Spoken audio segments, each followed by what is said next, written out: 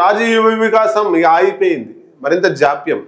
ఓ చెప్పింది ఇక యువతకు మేము రాజీవ్ యువ వికాసం ద్వారా 50,000 నుంచి 5 లక్షల వరకు మేము ఇస్తున్నాం, అప్లై చేసుకోండి, అప్లై చేసుకున్న వారికి డబ్బులు వచ్చేస్తాయి, తద్వారా కొంత ఉపయోగం జరుగుతుంది నిరుద్యోగులకు అని చెప్పి కాంగ్రెస్ ప్రభుత్వం డాంబాకారాలు చెప్పింది.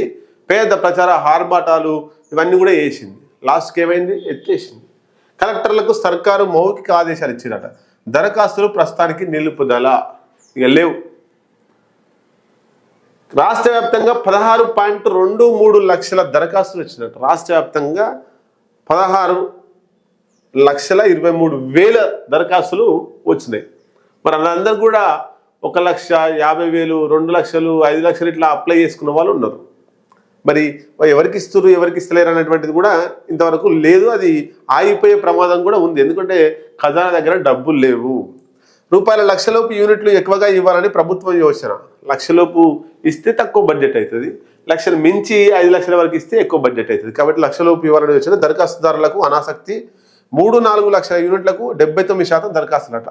సిబిల్ ఉంటేనే 1,00,000 పైన రుణం. బ్యాంకర్లు కొత్త మార్గదర్శకాలపై సర్కారు కసరత్తు. ఈ ప్రక్రియ పూర్తికి ఆగస్టు దాకా సమయం.